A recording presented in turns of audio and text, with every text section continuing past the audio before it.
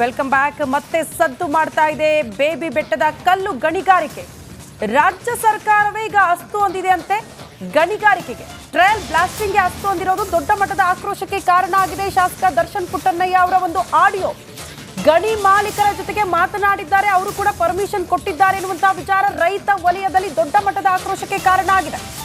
ರೈತರ ವಿರೋಧದ ನಡುವೆಯೂ ಕೂಡ ಟ್ರಯಲ್ ಬ್ಲಾಸ್ಟಿಂಗ್ ನಡೆಯುತ್ತಾ ಅನ್ನೋದು ಪ್ರಶ್ನೆ ಆಗ್ತಾ ಇದೆ. ಕೆಆರ್ಎಸ್ ಡ್ಯಾಂನಿಂದ 5 ರಿಂದ 6 ಕಿಲೋಮೀಟರ್ ಅಷ್ಟೇ ದೂರ ಇರೋದು ಬೇಬಿ ಬೆಟ್ಟ. ಕಳೆದ ಬಿಜೆಪಿ ಸರ್ಕಾರದಿಂದ ಗಣಿಗಾರಿಕೆ ನಿಷೇಧ ಮಾಡಿ ಆದೇಶವನ್ನು ಹೊರಡಿಸಲಾಗಿತ್ತು. ಹೈಕೋರ್ಟ್ ಆದೇಶ ಕೂಡ ಇದೆ. ಡ್ಯಾಮ್ ಸುತ್ತಮುತ್ತ 20 ಕಿಲೋಮೀಟರ್ ದೂರದ ತನಕ ಯಾವುದೇ ಗಣಿಗಾರಿಕೆ ಆಗಬಾರದು ಅಂತ ಆ ಆದೇಶವನ್ನ ಉಲ್ಲಂಘನೆ ಮಾಡಿ ಮತ್ತೆ ಈಗ ಕಲ್ಲು ಗಣಿಗಾರಿಕೆಗೆ ಚಾಲನೆ ನೀಡಲಾಗ್ತಾ ಇದೆ ಅನ್ನೋದು ವಿರೋಧಕ್ಕೆ ಕಾರಣ ಆಗಿದೆ.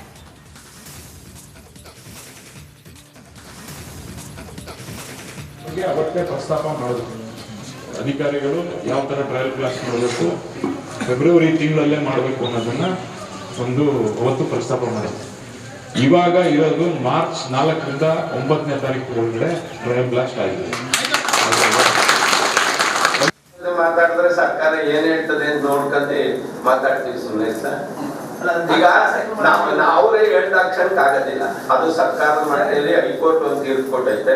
ಅಂದ್ರೆ ನೀವು ಯಾವುದೇ ಕಾರಣಕ್ಕೂ ಅವಕಾಶ ಕೊಡಲ್ಲ. ನಾವು ಗೋಬ್ಯಾಕ್ ಚಳುವಳಿಯಿಂದ ನಾವು ಅದಕ್ಕೆ ಟ್ರಯಲ್ ಬ್ಲಾಸ್ಟ್ ಅವಕಾಶ ಕೊಡಿದ್ದೀವಿ. ಮತ್ತೆ ಕೊಡ್ಬೋದಕ್ಕಾಗಿತ್ತಲ್ಲ. ಹಂಗಂತಿದ್ರೆ ಈಗ ಅವ್ರು ಟ್ರಯಲ್ ಬ್ಲಾಸ್ಟ್ ಯಾರೋ ಕಂಪ್ನಿ ಕರ್ಕೊಂಡ್ ಬಂದಿರ್ತಾರೆ, ಪುಣದಿಂದ ಮಹಾರಾಷ್ಟ್ರದಿಂದ ಇನ್ನೊಂದಿಂದ ಏನಾಗ್ಬೇಕು, ಅವ್ರಿಗೇನಾಗ್ಬೇಕು ಮಾಡಿ ನೀವು ಇಲ್ಲಿ ನೋಡಿ. KRS ಜಲಾಶಯ ಇದೆ. ಆಮೇಲೆ ನಾವುಗಳು ಎಂಥ ಮೂರ್ಖರು ಅಂತಂದರೆ, ನಮಗೆ ಒಂದು KRS ಜಲಾಶಯವನ್ನು ಕಟ್ಕೊಟ್ಟಿದ್ದಾರೆ. ಕಟ್ಕೊಟ್ಟವ್ರು ಯಾರು ಇಲ್ಲ ಈಗ ಜೀವಂತವಾಗಿ ಅಲ್ವಾ. ನಾವು ಹಿಂಗೆ ಅದು ಟಿಪ್ಪು ಸುಲ್ತಾನ್ ರೀ, ಅಲ್ಲ ಒಡೆಯರ್ ರೀ, ಅಲ್ಲ ವಿಶ್ವೇಶ್ವರಯ್ಯ ರೀ. ಸ್ವಾಮಿ ಕಟ್ಕೊಟ್ಟಿದ್ದಾರೆ. ನಾವೇನು ಮಾಡಬೇಕು? ಎಲ್ಲರೂ ತೀರ್ಥರೂಪ ಸಮಾನರಾದಂಥ ಎಲ್ಲರೂ ಕೂಡ ನಮಸ್ಕಾರ, ನಮಗೆ ನೀರು ಕೊಟ್ಟಿದ್ದೀರಿ, ಬೇರೆ ಬೇರೆ ಕಾರಣಗಳಿರ್ಬೋದು, ಜಗಳ ಆಗಿರ್ಬೋದು, ಮತ್ತೊಂದಾಗಿರ್ಬೋದು, ಎಲ್ಲರಿಗೂ ಥ್ಯಾಂಕ್ಸ್ ಅಪ್ಪ ತಂದ್ಬಿಟ್ಟು ಅದನ್ನು ನಮ್ಮನ್ನು ಉಳಿಸಿದ್ದೀರಿ ಅಂತ ನಮಸ್ಕಾರ ಮಾಡೋದ್ಬಿಟ್ಟು ನಾವು ಒಂದು ಫೈಟ್ ಅಲ್ಲಿ. ನಂತರ ಅವ್ರು ಮಾಡಿಕೊಟ್ಟಿದ್ದಾರೆ. ಬೇಬಿ ಬೆಟ್ಟದಲ್ಲಿ ಯಾವುದು ಮಾಡಬಾರ್ದು, 20 ಕಿಲೋಮೀಟರ್ ತನಕ ಯಾವುದೇ ಗಣಿಗಾರಿಕೆ ಮಾಡಬಾರ್ದು. ಒಂದು ಶಿಲೆ ಮೇಲೆ ನಿಂತಿದೆ ಅಂತ, ಒಂದೇ ಶಿಲೆ ಮೇಲೆ ನಿಂತಿದೆ. ಅದೇನಾದರೂ ಹೆಚ್ಚು ಕಡಿಮೆ ಆದರೆ ಬೇಬಿ ಬೆಟ್ಟ ಅದು ತೊಂದರೆ ಆಗುತ್ತೆ ಡ್ಯಾಮ್ಗೆ ಅಂತೇಳಿ ಇರುವಂಥದ್ದು. ಅದ್ರ ಮೇಲೇ ಆಟ ಆಡಬೇಕು ಅಂತ ಯಾಕ್ರಿ?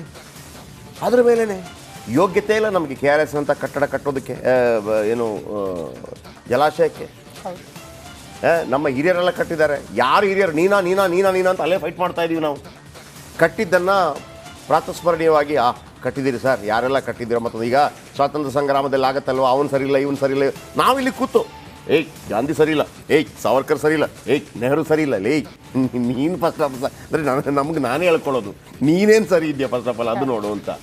ಅದನ್ನೆಲ್ಲ ಹೇಳ್ತಾ ಇರ್ತೀವಿ. ಅವ್ರು ಸರಿ ಇಲ್ಲ, ಇವ್ರು ಸರಿ ಇಲ್ಲ ಸರ್. ಆ ಸಂದರ್ಭದಲ್ಲೂ ಸರಿ ತಪ್ಪುಗಳು ಬಂದಿರ್ತದೆ. ಆಯಾಯ ಕಾಲಘಟ್ಟಕ್ಕೆ ತಕ್ಕ ಹಾಗೆ ಮ್ಯಾನೇಜ್ ಮಾಡ್ಕೊಂಡು ಹೋಗಿರ್ತಾರೆ. ಅವ್ರಿಗೆಲ್ಲರೂ ಕೂಡ ನಾವು ಒಂದು ನಮಸ್ಕಾರ ಮಾಡಬೇಕಷ್ಟೇ.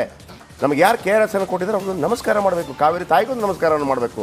ಅದಾದ್ಮೇಲೆ ಅದನ್ನು ಉಳಿಸುವಂಥ ಜವಾಬ್ದಾರಿಯನ್ನು ಮಾಡಬೇಕು. ನರೇಂದ್ರ ಮೋದಿ ಅವರು ಮಾತು ಹೇಳ್ತಾರೆ, ನಮಗೆ ಸ್ವಾತಂತ್ರ್ಯಕ್ಕಾಗಿ ಭಾರತಕ್ಕಾಗಿ ಸಾಯೋದಕ್ಕೆ ಅವಕಾಶ ಸಿಗಲಿಲ್ಲ, ಭಾರತಕ್ಕಾಗಿ ಸಾಯೋದಕ್ಕೆ ಅವಕಾಶ ಸಿಗಲಿಲ್ಲ. ಈಗ ಲಾಲಾ ಲಜಪತ್ ರಾಯ್ ಅವರೆಲ್ಲ ತೀರ್ಕೊಂಡ್ರಲ್ಲ, ಆದರೆ ನಮಗೆ ಭಾರತಕ್ಕೆ ಬದುಕೋದಕ್ಕೆ ಅವಕಾಶ ಸಿಕ್ಕಿದೆ ಅಂತೇಳಿ. ಹಾಗೇನೆ KRS ಕಟ್ಟೋದಕ್ಕೆ ನಮಗೆ ಅವಕಾಶ ಸಿಕ್ಕಲಿಲ್ಲ, ಆಗ ಸಹಾಯ ಮಾಡೋದಕ್ಕೆ ಅವಕಾಶ ಸಿಕ್ಕಿಲ್ಲ. ಅದನ್ನು ಉಳಿಸ್ಕೊಳ್ಳುವಂಥ, ಆ ನೀರನ್ನು ಕುಡಿಯುವಂಥ ಪ್ರಯತ್ನವನ್ನಾದರೂ ಭಾಳ ಪ್ರೀತಿಯಿಂದ ಮಾಡೋಣ, ದೊಡ್ಡವರು ಕೊಟ್ಟಿದ್ದಾರೆ ಅಂತೇಳಿ. ಬನ್ನಿ, 20 ಕಿಲೋಮೀಟರ್ ದೂರ ತನಕ ಅಲ್ಲಿ ಬ್ಲಾಸ್ಟಿಂಗ್ ಅವಕಾಶ ಕೊಡಬಾರ್ದು. ಈಗ ಅದಕ್ಕೆ ಅನುಮೋದನೆ ಸಿಕ್ಕಿದೆ ಅಂತೇಳಿ ಯಾಕೆ ಹಿಂಗೆ ಮಾಡ್ತಾ ಇದ್ರಿ ಗೊತ್ತಿಲ್ಲ. ಈ ಕಬ್ಬನ್ ಪಾರ್ಕ್ ಕೂಡ ಅಷ್ಟೇ, 75ರ ನಿಯಮ ಪ್ರಕಾರ ಅಲ್ಲಿ ಬಿಲ್ಡಿಂಗ್ ಕಟ್ಟೋ ಆಗಿಲ್ಲ. 2019ರಲ್ಲಿ ಏನೋ ಬದಲಾವಣೆ ಮಾಡಿ ಕೋರ್ಟ್ ಕೊಟ್ಟಿದೆ. ಕೋರ್ಟೇ ಮತ್ತೊಮ್ಮೆ ಆಲೋಚನೆ ಮಾಡಬೇಕಪ್ಪ. ಇದರ ಬಗ್ಗೆ ಕೂಡ ಅಷ್ಟೇ ಕೋರ್ಟೇ ಆಲೋಚನೆ ಮಾಡಬೇಕು. ಆಮೇಲೆ ಕೆರೆಗೋಡಲ್ಲಿ ಯಾವ ರೀತಿ ಹೋರಾಟ ಮಾಡಿದ್ರಿ ಧ್ವಜಕ್ಕಾಗಿ, KRSಗೂ ಮಾಡ್ರಪ್ಪ. ಸಂಸದ ಸುಮಲತಾ ಅವರು ಧ್ವನಿ ಎತ್ತಿದ್ರು ಈ ಹಿಂದೆ. ಆಮೇಲೆ ಅಲ್ಲಿ ಕೆರೆಗೋಡು ಧ್ವಜ ಇರಬೇಕು ಅನ್ನೋ KRS ಇದ್ರೆ ಮಾತ್ರ ಕೆರೆಗೋಡು ಧ್ವಜ ಇರುತ್ತೆ. ನಾವು ಹೇಳ್ತೀವಲ್ವಾ, ನೀನು ಕಾಂಗ್ರೆಸ್ಸು, ನೀನು BJP ಅಂತೇಳಿ. ಭಾರತ ಇದ್ರೆ ಮಾತ್ರ ಆಗತ್ತೆ. ಭಾರತ ಇಲ್ಲದೆ ಇದ್ರೆ ಕಾಂಗ್ರೆಸ್ ಇಲ್ಲ, BJP ಇಲ್ಲ, ಮಣ್ಣಂಗಟ್ಟಿನೂ ಇಲ್ಲ. ಯಾವುದು ಉಳಿಬೇಕು ಅದು ಉಳಿಲಿ. ಈಗೊಂದು ಬ್ರೇಕ್ ಹೋಗೋಣ. ಬ್ರೇಕ್ ಆದ ನಂತರ ಕಾಂಗ್ರೆಸ್ ಮತ್ತು BJP ಪಾಳಯದಲ್ಲಿ ನೇರ ಆರೋಪ ಪ್ರತ್ಯಾರೋಪ ಶುರುವಾಗಿದೆ. ಹೇಳ್ತೀನಿ ಬ್ರೇಕ್ ಆದಮೇಲೆ.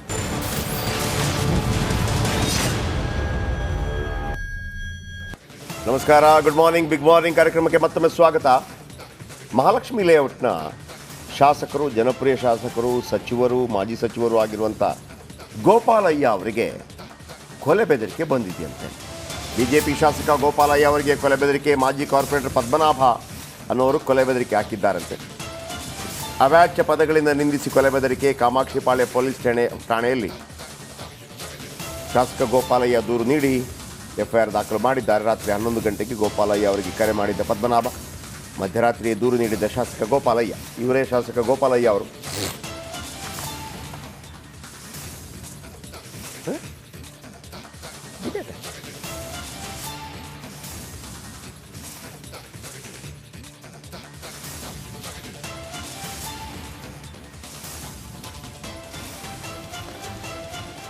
ಶಾಸಕ ಗೋಪಾಲಯ್ಯ ಅವ್ರಿಗೂ ಕೂಡ ಬೆದರಿಕೆ ಹಾಕೋರಿದಾರೇನಪ್ಪ. ಅವರೇ ಡಾನು, ದೊಡ್ಡ ಡಾನ್. ಗೋಪಾಲಯ್ಯ ಅವರೇ ಡಾನು. ಅದು ಈಗೆಲ್ಲ ಬಿಟ್ಟು ಸಾಮಾಜಿಕ ಕಾರ್ಯಕರ್ತರಾಗಿ ಆಮೇಲೆ ಒಳ್ಳೆ ಒಂದಂತ ಹೇಳ್ತೀನಪ್ಪ, ಅವರು JDS ಅಲ್ಲಿದ್ದರು, ಆಮೇಲೆ BJP ಯಾವ ಕ್ಷೇತ್ರಕ್ಕೆ ಹೋದರೂ ಕೂಡ ಅಲ್ಲಿ ಗೋಪಾಲಯ್ಯ ಅಂತೇಳಿ ಗೆದ್ದು ಬರೋದು. ಮಹಾಲಕ್ಷ್ಮಿ ಲೇಔಟಲ್ಲಿರುವಂತಹ ಜನರನ್ನು ಕೇಳಿ ನೀವು ಬೇಕಿದ್ರೆ ಗೋಪಾಲಯ್ಯ ಹೆಂಗೆ ಮಾಡಿದ್ದಾರೆ ಅಂತೇಳಿ. ಅವರ ಹಿನ್ನೆಲೆ ಅದೆಲ್ಲ ತುಂಬ ಇದೆ ಅವ್ರದ್ದು. ಅವರು ಕೂಡ ದೊಡ್ಡ ಡಾನು ಮತ್ತೊಂದೆಲ್ಲ ಇದೆ. ಈಗ ಒಳ್ಳೆ ಶಾಸಕ, ಕ್ಷೇತ್ರವನ್ನು ಎಷ್ಟು ನೀಟಾಗಿ ಕ್ಲೀನಾಗಿ ಇಟ್ಟಿದ್ದಾರೆ. ಇನ್ನೊಂದು ಮುನ್ರತ್ನ ಅವ್ರ ಬಗ್ಗೆ ಕೂಡ ಅದೇ ಮಾತನ್ನು ಹೇಳಬೇಕು. ಮುನ್ರತ್ನ ಅವರು ಕೂಡ ರಾಜರಾಜೇಶ್ವರಿ ನಗರವನ್ನು ಎಷ್ಟು ಚೆನ್ನಾಗಿಟ್ಟಿದ್ದಾರೆ ಅಂತಂದರೆ ಎಲ್ಲ ಕೆಲಸಗಳು ಮತ್ತೊಂದು ಅವರ ಹಿನ್ನೆಲೆಯೂ ಬೇರೆ ಇದೆ. ಆದರೆ ಒಂದು ಪ್ರಜಾತಂತ್ರ ವ್ಯವಸ್ಥೆಯಲ್ಲಿ ಆ ಹಿನ್ನೆಲೆಯಿಂದ ಹೊರಬಂದು ಅದ್ಭುತವಾದಂಥ ವ್ಯಕ್ತಿಗಳಾಗೋದಕ್ಕೆ ಅವಕಾಶ ಇದ್ದರೆ, ರೌಡಿ ಶೀಟ್ರುಗಳು ಮತ್ತೊಂದು ಯಾರೇ ಆಗಿದ್ದಿರ್ಬೋದು, ಅವಕಾಶ ಇದ್ದರೆ ಅದು ಬ್ಯೂಟಿ ಆಫ್ ಡೆಮೋಕ್ರಸಿ. ಹಾಗಾಗಿ ಗೋಪಾಲಯ್ಯ ಅವರು ಇದಕ್ಕೆಲ್ಲ ತಲೆ ಕೆಡಿಸ್ಕೊಳ್ಳೋಂಥ ವ್ಯಕ್ತಿತ್ವ ಅಲ್ಲ ಅಂತ ನಾನು ಅಂದ್ಕೊಂಡಿದ್ದೆ. ಅವ್ರಿಗೆ ಏನಾದರೂ ಮಾಡಬೇಕು ಅಂತ ಗೊತ್ತಿರುತ್ತೆ. ಬನ್ನಿ ಮುಂದಿನ ಸುದ್ದಿ ಗಮನ ಹರಿಸೋಣ. ಸೊ ಬಿಜೆಪಿಯಲ್ಲಿ ಮತ್ತೆ ಶುರುವಾಗಿದೆ. ST ಸೋಮಶೇಖರ್ ಅವರ ಒಂದಷ್ಟು ಹೇಳಿಕೆಗಳು ಮುಜುಗರ ತರೋ ರೀತಿಯಲ್ಲಿ ಕಾಣಿಸ್ತಾ ಇದೆ. ST ಸೋಮಶೇಖರ್ ಅವರಿಗೆ ನಿನ್ನೆ ಪ್ರಶ್ನೆ ಮಾಡಲಾಯಿತು, ಕಾಂಗ್ರೆಸ್ ಹೋಗ್ತೀರಾ ಅಂತ. ಹೋದ್ರೆ ತಪ್ಪೇನು, ಈ ರೀತಿ ಪ್ರಶ್ನೆ ಮಾಡಿದ್ದಾರೆ. ಬಿಜೆಪಿಯಲ್ಲಿ ಮತ್ತೆ ಶುರುವಾಗಿರೋದು ಬಂಡಾಯದ ಬೇಗುದಿ. ಎತ್ತಾಳಾಯಿತು ಈಗ ST ಸೋಮಶೇಖರ್ ಅವರ ಸರದಿ. MLC ಉಪಚುನಾವಣೆ, ಬಿಜೆಪಿಗೆ ಸೋಮಶೇಖರ್ ಸವಾಲಾಗಿದ್ದಾರೆ. ನಾನು ಉಪಚುನಾವಣೆಯಲ್ಲಿ ಮೈತ್ರಿ ಅಭ್ಯರ್ಥಿ ಪರ ಪ್ರಚಾರ ಮಾಡಲ್ಲ ಅಂತ ಹೇಳಿದ್ದಾರೆ. ನನ್ನನ್ನ ಕೇಳಿ ಅಭ್ಯರ್ಥಿ ಹಾಕಿಲ್ಲ, ಬೇಕಾದ್ರೆ ಶಿಸ್ತು ಕ್ರಮ ತೆಗೆದುಕೊಳ್ಳಲಿ ಅಂತ ಬಿಜೆಪಿಗೆ ಸವಾಲು ಹಾಕಿದ್ದಾರೆ ಶಾಸಕ ST ಸೋಮಶೇಖರ್.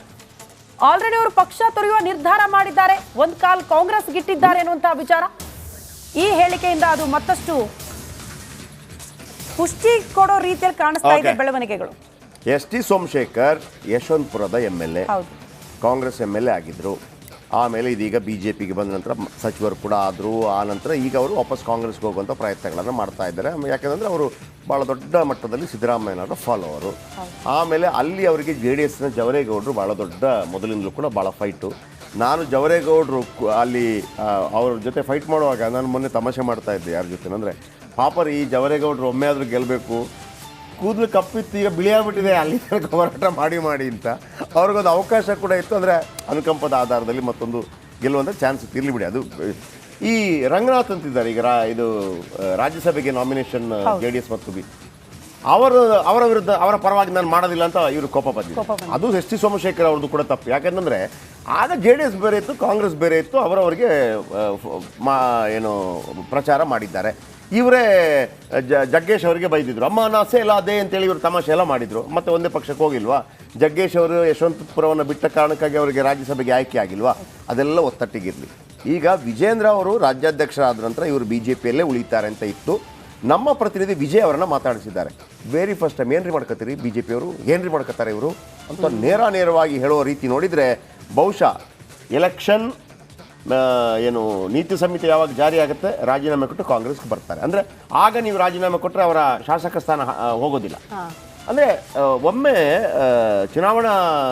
ಚುನಾವಣೆ ಘೋಷಣೆ ಆದರೆ ವಿಸರ್ಜನೆ ಆಯಿತು ಅಂತ ಲೆಕ್ಕ. ಅಂದರೆ ಅವರ ಅದು ವಿಧಾನಸಭೆಗೆ ಹೇಳಿದ್ದು. ನಾನು ವಿಧಾನಸಭೆ ಲೆಕ್ಕದಲ್ಲಾದ್ರೆ ಆ ಥರ ಆಗೋದಿಲ್ಲ. ಈಗ ಇವರೇನು ಮಾಡ್ತಾರೆ, ರಾಜೀನಾಮೆ ಕೊಟ್ಟು ಆ ಪಕ್ಷಕ್ಕೆ ಹೋಗಿ ಮತ್ತೆ ಉಪಚುನಾವಣೆ ಆಗುವಂಥ ಸಾಧ್ಯತೆ ಇದೆ. ಬನ್ನಿ, ಅದನ್ನು ಮಾತಾಡಿಸಿದ್ದಾರೆ ವಿಜಯ್, ಕೇಳೋಣ ಬನ್ನಿ. ಸರ್, ಕಾಂಗ್ರೆಸ್ ಅಭ್ಯರ್ಥಿ ಪರ ಪ್ರಚಾರ ಮಾಡಿದ್ದೀರಾ ಅಂತ ಒಂದು ಕಾಂಗ್ರೆಸ್ ಅಭ್ಯರ್ಥಿ ಪರ ಪ್ರಚಾರ ಮಾಡಿದ್ದೀರಾ ನೀವು? ನಾನು ವಾಟರ್ ಸಪ್ಲೈದು ಕಾನ್ಸ್ಟಿಟ್ಯೂನ್ಸಿದು ಸಭೆ ಮಾಡ್ತಾ ಇದ್ದೆ. ನೀರಿನ ಕೊರತೆದು ಎಲ್ಲ ಗ್ರಾಮ ಪಂಚಾಯತಿ ಕಾರ್ಪೊರೇಷನ್ದು ಸಭೆ ಮಾಡ್ತಾ ಇದ್ದೆ.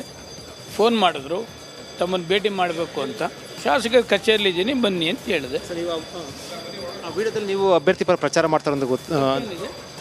ಕಾಂಗ್ರೆಸ್ ಅಭ್ಯರ್ಥಿ ಅಲ್ಲ ಸರ್? ಕಾಂಗ್ರೆಸ್ ಅಂತಲ್ಲ, ಏನು ಸಿಂಬಲ್ ಇದೆಯಾ?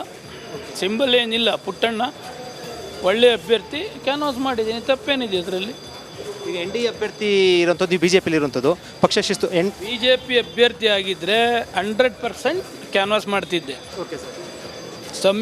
ಅದರದ್ದೆಲ್ಲ ಇಲ್ಲ. BJP ಅಭ್ಯರ್ಥಿ ಆಗಿದ್ರೆ ಮಾಡ್ತಿದ್ದೆ. ಬಟ್ ಸಿಂಬಲ್ ಅಂದರೆ ಇವಾಗ ಎನ್ ಡಿ ಎ ಅಭ್ಯರ್ಥಿ ಅಂತ ಘೋಷಣೆ ಮಾಡಿದ್ರು ಅವರೆಲ್ಲ ಸರ್, ನಿಮ್ಮ ಪಕ್ಷದವರು ಘೋಷಣೆ ಮಾಡಿದ್ರು. ಸಿಂಬಲ್ ಇಲ್ವಲ್ಲ.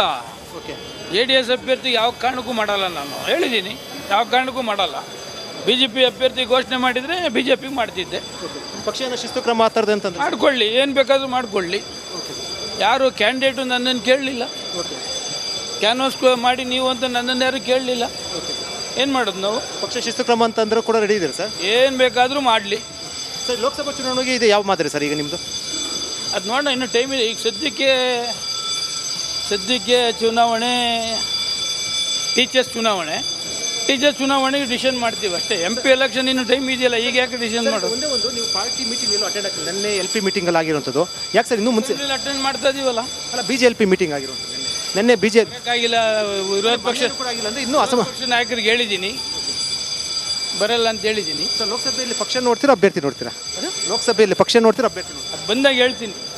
ಶಾಸಕ ಎಸ್ ಟಿ ಸೋಮಶೇಖರ್ ಈಗ ಬಹಿರಂಗವಾಗಿ ಸವಾಲನ್ನು ಹಾಕಿರುವಂಥದ್ದು ಕ್ರಮ ಬೇಕಾದ್ರೆ ತೆಗೆದುಕೊಳ್ಳಿ ಅಂತ. ಜೊತೆಗೆ ಲೋಕಸಭಾ ಚುನಾವಣೆ ಸಂಬಂಧಪಟ್ಟಂತೆ ನಿರ್ಧಾರ ಯಾವುದು ಕೂಡ ಹೇಳದೇ ಇರುವಂಥದ್ದು, ಅಂದರೆ ಏನು ಯಾವ ಅಭ್ಯರ್ಥಿ ಕೆಲಸ ಮಾಡ್ತೀನಿ ನಾವು ಇನ್ನು ಮುಂದೆ ಬಂದು ನೋಡ್ತೀನಿ ಅಂತ ಹೇಳಿದ್ರೆ. ಜೊತೆಗೆ ಶಿಕ್ಷಕರ ಕ್ಷೇತ್ರದ ಸಂಬಂಧಪಟ್ಟಂತೆ ಯಾವುದೇ ಕಾರಣಕ್ಕೂ ನಾನು JDS ಮತ್ತು BJP ಅಭ್ಯರ್ಥಿ ಪರವಾಗಿ ಕೆಲಸ ಮಾಡೋದಿಲ್ಲ ಅಂತ ಬಹಿರಂಗವಾಗಿ ಸವಾಲನ್ನು ಹಾಕಿರುವಂಥದ್ದು. ಕ್ಯಾಮ್ರಾ ಪರ್ಸನ್ ಮಧು ಜೊತೆ ವಿಜಯ್ ಜನ, ರಿಪಬ್ಲಿಕ್ TV, ಬೆಂಗಳೂರು.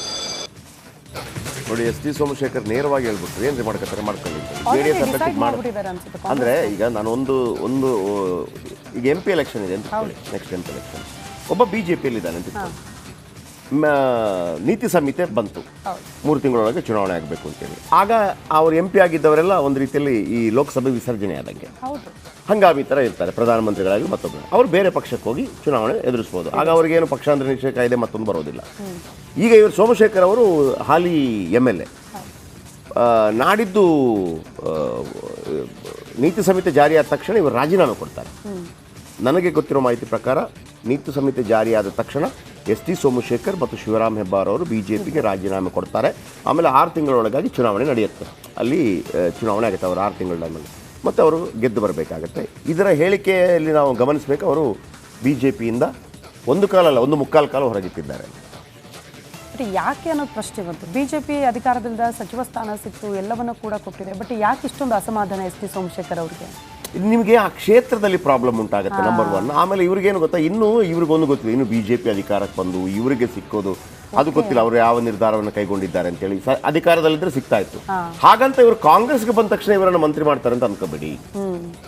ಆದರೆ ಬಹುಶಃ ಅವರು ಕೇವಲ ಯಶವಂತಪುರದ ಬಗ್ಗೆ ಮುಖ್ಯಮಂತ್ರಿಗಳು ಚೆನ್ನಾಗಿ, ಯಾಕಂದ್ರೆ ಮುಖ್ಯಮಂತ್ರಿಗಳು 40 ಕೋಟಿಯನ್ನು ಅಲ್ಲಿ ಬಿಡುಗಡೆ ಮಾಡಿ BJP ಅಭ್ಯರ್ಥಿ ನಾವೇ ಸ್ಟೋರಿ ಮಾಡಿದ್ವಿ.